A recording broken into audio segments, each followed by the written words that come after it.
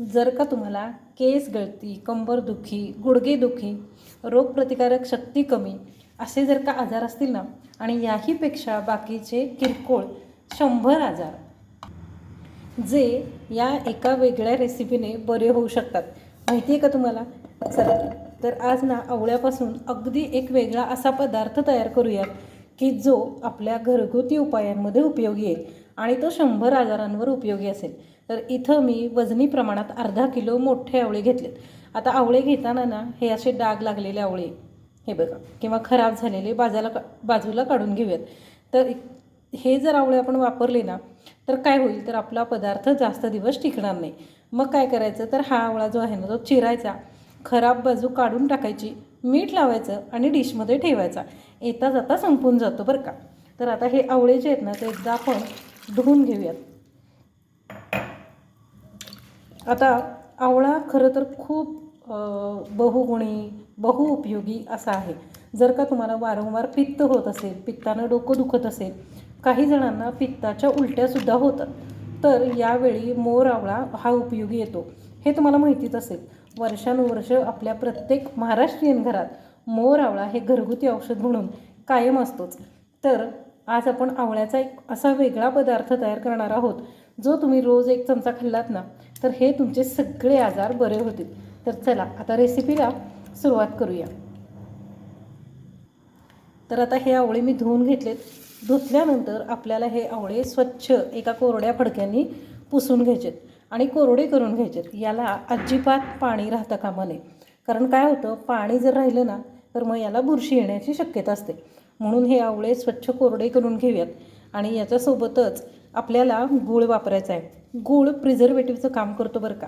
आणि गुरुचरित्रामध्ये असं म्हटलं आहे की गूळ घातलेला पदार्थ कधीच शिळा होत नाही. म्हणूनच कदाचित आपण गूळ आंबा किंवा मोर आवळा असे वर्षभर साठवणीचे पदार्थ गूळ घालून करतो. काय वाटतं तुम्हाला, सांगा बरं मला कमेंट करून. तर हे बघा, आता हे जे आवळे आहेत ना ते पुसून घेऊयात. तुम्हाला जेवढी गरज आहे तेवढंच हे करून घेतलं तरीही चालेल. मी इथं आत्ता मोठ्या आकाराचे 10 आवळे वापरलेले आहेत. आता हे खरं तर वर्षभर छान टिकतं बरं का आणि एकदम चविष्ट. आणि आपण याच्यामध्ये जे पदार्थ वापरणार आहोत ते आपल्या आरोग्याला खूप चांगले असतात. आवळा हा बहुगुणी बहुआरोग्यदायी आहेच, पण त्याच्यासोबत आणखीन काही जे आपण पदार्थ वापरतो ना त्याच्यामुळं याची पोषक तत्व वाढतात बरं का. तर चला, आवळे छान पुसून व्यवस्थित कोरडे झालेले आहेत.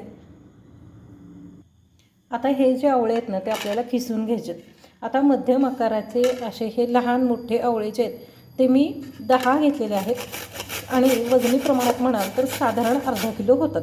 अर्धा किलोमध्ये मोठ्या आकाराचे 11 ते 12 असे आवळे बसतात. तर इथं मी 10 आवळे घेतले. तर आता हा मी आवळा किसून घेते.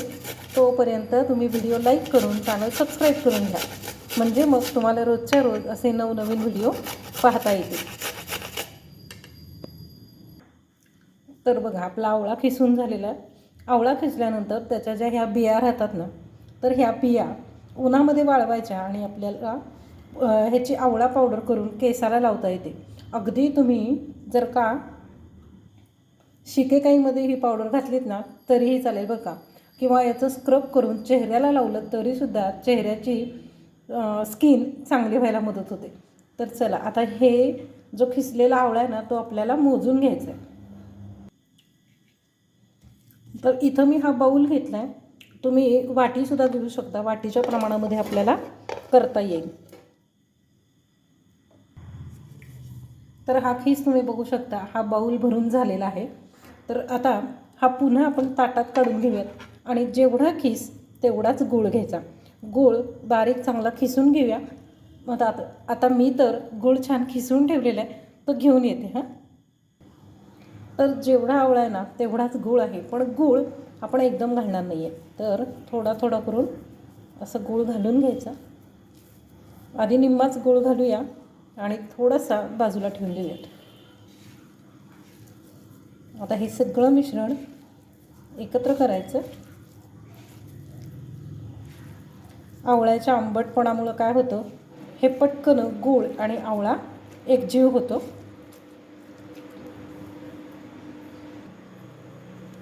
तर आता एक जाड बुडाचं पातेलं घेऊयात. ह्याच्याऐवजी तुम्ही कढई वापरलीत ना तरीही चालेल, पण आपल्याला इथं शक्यतो स्टीलचं भांडं वापरायचं आहे. ॲल्युमिनियमचं किंवा पितळी भांडं, तांब्याचं भांडं वापरू नका. आवळ्याचा आंबटपणा जो असतो ना तो रासायनिक अभिक्रिया करतो आणि मग आपला हा पदार्थ जो आहे ना तो काळा पडण्याची शक्यता असते आणि मग तो खाण्यायोग्य राहील की नाही हे पण माहिती नाही. म्हणून मग शक्यतो इथं स्टीलचं भांडं वापरा आणि स्टीलच्या भांड्यामध्ये असं आता आपण एकत्र करून घेऊया. बघा, ह्याला पाणी सुटलं. आता हे असंच आपल्याला मंद गॅसवरती ठेवून द्यायचं आहे.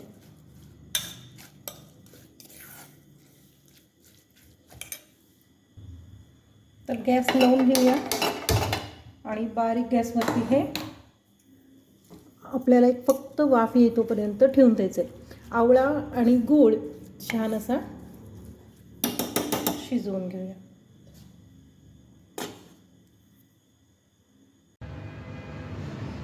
तर आता हे झाकण काढून घेऊया. बघा, मस्त आवळा आणि गूळ शिजलेला आहे.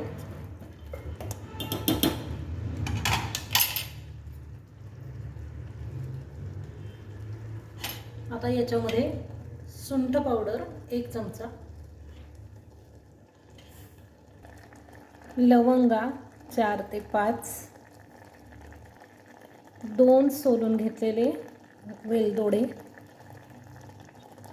आणि हे दालचिनीचे असे 6 ते 7 छोटे छोटे तुकडे.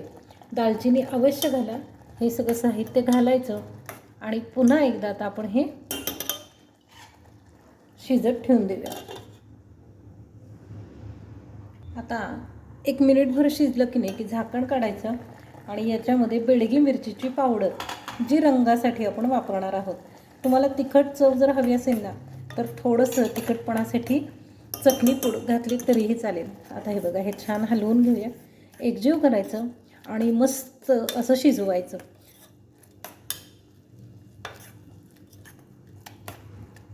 दोन ते 3 मिनिटं पुन्हा एकदा शिजवून घेऊया.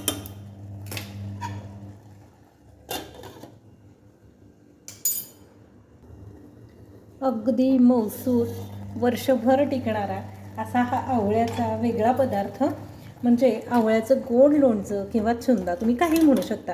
तर हे आता आपण खिसून केलेलं आवळ्याचं लोणचं म्हणा, चुंदा म्हणा किंवा काही म्हणा, आणि हे आता आपण काढून घेऊयात. सगळा गूळ छान आटलेला आहे, मस्त असं मिश्रण मिळून आलं आहे. आता हे ना काढायचं, गार करत ठेवायचं आणि पूर्ण गार झाल्यानंतर बरणीमध्ये भरायचं. जेवणासोबत तुम्ही रोज 1 चमचा खाऊ शकता आणि अगदी चपाती, भाकरी, ब्रेड कशाही सोबत. म्हणजे मुलांना जर का तुम्हाला पौष्टिक असं द्यायचं असेल ना तर हा आवळ्याचा मस्त चटपटीत पदार्थ एकदा नक्की करून बघा. व्हिडिओ आवडला असेल तर व्हिडिओ लाईक करायला आणि चॅनल सबस्क्राईब करायला अजिबात विसरू नका. जर का तुम्हाला मुलांना जेवणासोबत सॉस द्यायचं नसेल ना तर हा आवळ्याचा पौष्टिक पदार्थ त्यांना अगदी रोज 1 चमचा द्या. मुलांची रोगप्रतिकारक शक्ती वाढते, महिलांची कंबरदुखी कमी होते, ज्येष्ठ नागरिकांचे गुडघे दुखत असतील तर ते दुखायचे कमी येतात आणि महत्त्वाचं म्हणजे रोगप्रतिकारक शक्ती वाढवण्यासाठी, पित्त कमी करण्यासाठी आवळा खूप मदत करतो. तर हा आवळ्याचा आंबट, गोड, तिखट आणि अगदी मसालेदार पदार्थ तयार आहे. हे बघा, मी हा काढून घेतला आहे. आता ना हा फक्त पूर्ण गार होऊन द्यायचा आणि गार झाल्यानंतर बरणीमध्ये भरून वर्षभरासाठी स्टोअर करायचा. या प्रमाणामध्ये, या साहित्यामध्ये तुम्हाला जेवढं हवं ना तेवढा तयार करून घेऊ शकता आणि मग रोजच्या जेवणात रोज 1 चमचा खा आणि आरोग्यदायी राहा. एक महत्त्वाची तळटीप सांगायची राहिली ती म्हणजे आपण जेव्हा हा लोणचं, गोड लोणचं किंवा चुंदा तयार करतो ना त्यावेळी त्याच्यामध्ये असं थोडासा रस राहिला पाहिजे, तरच हा चुंदा मऊसूत राहतो.